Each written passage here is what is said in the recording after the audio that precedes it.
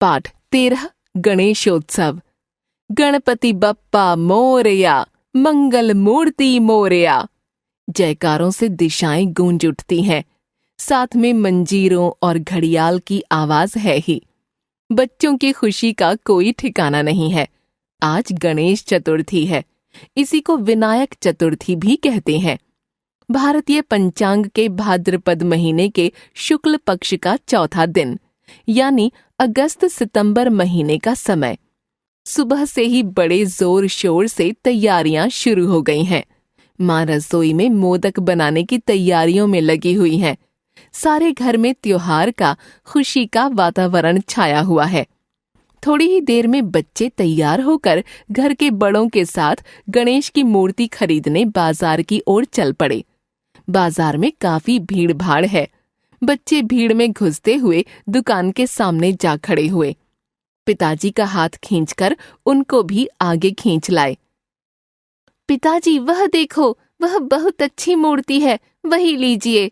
बच्चे पिता का ध्यान किसी मूर्ति की ओर आकर्षित करने लगे, अपनी पसंद बताने लगे। इनमें भी महाराष्ट्र के पेण नाम की जगह के कारीगरों द्वारा बनाई हुई मूर्तियां बहुत ही खूबसूरत दिखाई दे रही हैं। मूर्ति लेने के बाद वह लकड़ी के रंगीन पटरे पर रखी गई। बच्चे चाहते हैं कि वह पटरा वे अपने हाथ में उठाकर घर ले चलें, पर उन्हें वह काम इसलिए नहीं सौंपा गया कि भीड़ भाड़ में किसी का धक्का लगकर पटरा हाथ से छूटकर गिर जाने और मूर्ति खंडित हो जाने का खतरा है। यदि ऐसा हो जाए तो वह बहुत बड़ा अपशकुन होगा। इसीलिए घर के बड़े व्यक्ति ने स्वयं अपने हाथों में पटरा ले लिया और मंजीरे, घड़ियाल आदि बजाने का काम बच्चों को दे दिया। सबने मिलकर बड़े जोर शोर से गणपति बाप्पा मोरया के जयकारे लगाने शुरू कर दिए और इस प्रकार गाजे बाजे के साथ मूर्ति घर ले आए। गणपति बैठे हुए हैं और उनके सामने चावल के आटे में गुड़ गोला, मेवा, इलायची आदि भरकर बनाए हुए मोदक का थाल रखा हुआ है और पास ही गणपति का वाहन चूहा भी है। यह मूर्ति घर में कितने दिन रखी जाए, यह उस घर की परंपरा पर निर्भर होता है। किसी के घर 1.5 दिन, किसी के घर 5 दिन, किसी के घर 7 दिन, 9 दिन या फिर पूरे 10 दिन, यानी अनंत चतुर्दशी तक गणपति की मूर्ति रखी जाती है। गणपति को 21 दूब, केवड़ा, कमल का फूल चढ़ाते हैं। 21 मोदक का भोग लगाते हैं। घर के सभी लोग बहुत भक्ति भाव से पूजा करते हैं। इस प्रकार घर घर में गणपति की स्थापना की जाती है। लगभग हर मोहल्ले में सार्वजनिक रूप से भी गणपति की स्थापना की जाती है। ये गणपति बहुत ही बड़े होते हैं। कई बार तो इनकी ऊंचाई 20-25 फीट तक होती है। गणपति पूजा को सार्वजनिक उत्सव का रूप देते समय लोकमान्य बाल गंगाधर तिलक के बहुत उत्तम विचार थे। भारतवर्ष उस समय पराधीन था। देश पर अंग्रेजों का राज था। लोग आपस में लड़ते झगड़ते थे। समाज अपनी चेतना खो बैठा था। उस मृत प्राय समाज को जगाने के लिए तिलक जी ने सामाजिकता बढ़ाने के लिए इस उत्सव का उपयोग किया। सब लोग प्यार से एकत्रित होकर उत्सव मनाएं, आपस में स्नेह और सद्भाव बढ़े, कलाकारों को बढ़ावा मिले, उनकी कला फूले फले। यही उनका इस उत्सव को मनाने के पीछे उद्देश्य था। वस्तुतः गणपति को विघ्न नाशक, बुद्धिदाता माना जाता है। कोई भी कार्य ठीक से पूरा हो, इसलिए हर कार्य के प्रारंभ में गणपति का पूजन किया जाता है।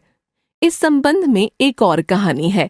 एक बार सभी देवता शिव पार्वती के दर्शन करने कैलाश पर्वत पर गए। वहां उन्होंने शिव पार्वती को अमृत से बनाया हुआ एक अद्भुत मोदक अर्पण किया।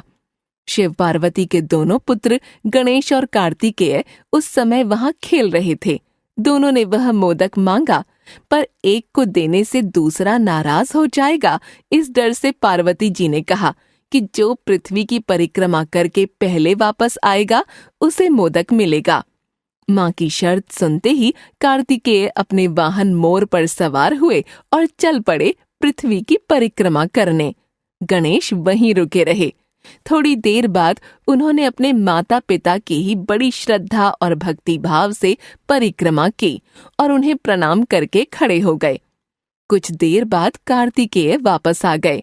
सभी देवताओं ने समझा कि पृथ्वी की परिक्रमा कार्तिकेय ने की है, उन्हीं को मोदक मिलेगा। पर पार्वती ने कहा कि माता पिता संपूर्ण पृथ्वी से भी महान होते हैं। गणेश ने इस बात को समझा, इसलिए मोदक इसी को दिया जाएगा। शिवजी ने भी प्रसन्न होकर गणेश जी को वर दिया कि हर शुभ कार्य में तुम्हारी पूजा सर्वप्रथम होगी। तब से गणेश की पूजा करके ही कोई कार्य करने की प्रथा चल पड़ी। तभी से सभी देवताओं में गणेश को ही मंगलकारी माना जाता है। गणेशोत्सव के इन्हीं 10 दिनों में मुंबई के घरों में काम करने वाले रामा या बालू घर घर नाचने आते हैं। ये अधिकतर महाराष्ट्र के कोंकण इलाके के होते हैं। पैरों में घुंघरू बांधे ढोलक की ताल पर ये सब नाचते हैं। गणेशोत्सव जैसे बड़े शहरों में मनाया जाता है, वैसे ही देहातों में भी मनाया जाता है। शहरों में गणेशोत्सव के ये 10 दिन कहाँ निकल जाते हैं, कुछ पता नहीं चलता। रोज नए कार्यक्रम और सजावट होती है। इसे देखने रोज रात को हजारों स्त्री पुरुष व बच्चे घरों से निकलते हैं। सारा शहर किसी विशाल मेले की तरह लगता है। अंत में अनंत चतुर्दशी का दिन आता है। गणपति विसर्जन की तैयारियां शुरू हो जाती हैं। कुछ लोग स्वयं अपने इष्ट मित्र नाते रिश्तेदारों के साथ जाकर अपने गणपति का विसर्जन कराते हैं। कुछ लोग जो स्वयं किसी कारणवश विसर्जन के लिए नहीं जा सकते, वे सार्वजनिक गणेशोत्सव की बड़ी मूर्ति के साथ अपने घर की छोटी मूर्ति रख देते हैं। ये बड़ी मूर्तियां किसी सजी हुई बैलगाड़ी, मोटर या ट्रक पर रखी जाती हैं।